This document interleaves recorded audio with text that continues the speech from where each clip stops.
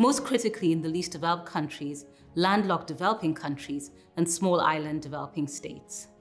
We must fully integrate these countries into the international trading system, and we must carve out a much bigger role for micro, small, and medium-sized enterprises in trade and investment.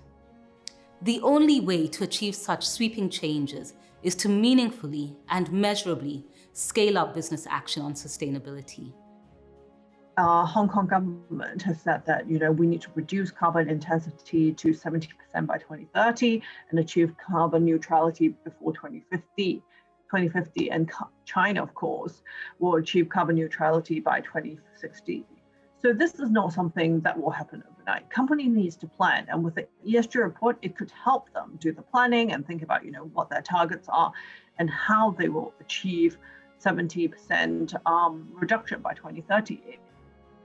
I would say India is a typical example, and you would see similar experiences in other developing countries, that they're also going through such a transition. But I think probably the policy, regulatory push, or the market push, or investor expectations are moving faster than the capacity to deliver. So I do see that there is a mismatch.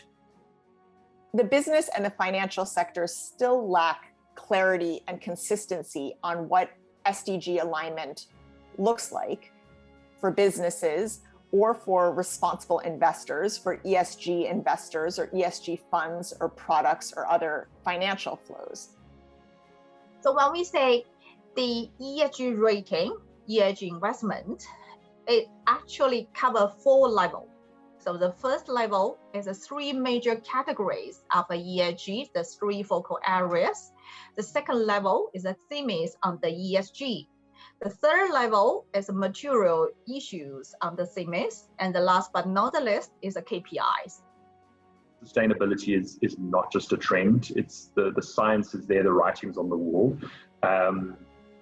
And companies can no longer get away with simple compliance mindsets when it comes to their sustainability mandate. Given that credibility is expected to really lead the next wave of ESG principled investing, companies really need to be careful of not greenwashing. And I think just doing that tick box exercise in order to attract ESG investment can lead to real risks, and I think it can really come back to bite you. To manage all of these risks could be very challenging, and it's not something easy. Here I want to share with you a simple recommendation, that is to find right people to support your strategy. Right people includes both internal and external people.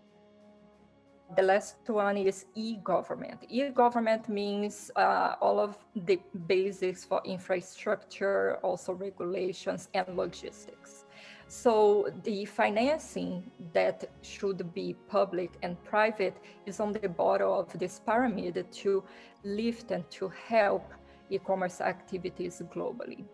So surprisingly, over 200 million small medium enterprises in the global south lack access to financial services.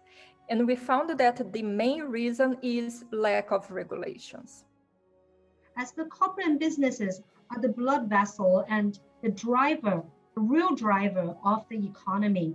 So businesses and corporates take this opportunity to really rethink how their development should go into tomorrow. How can they be more sustainable?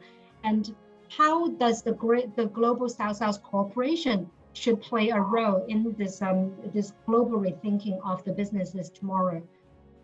Throughout the 3 webinars, 4 very important levels of understanding have been brought forward. The fundamental level that was also emphasized by speakers today is the transformational change. It is about the basic principle of doing no harm and doing good for the world. It is about what are the transformational sectors and the business for the future that we should all support to lead the world towards. The second level is about policy and regulatory environment. Only if we can together build an enabling ecosystem for more and better investment aligned with SDGs, we can unite actors to work together. And the third level is about tools, frameworks.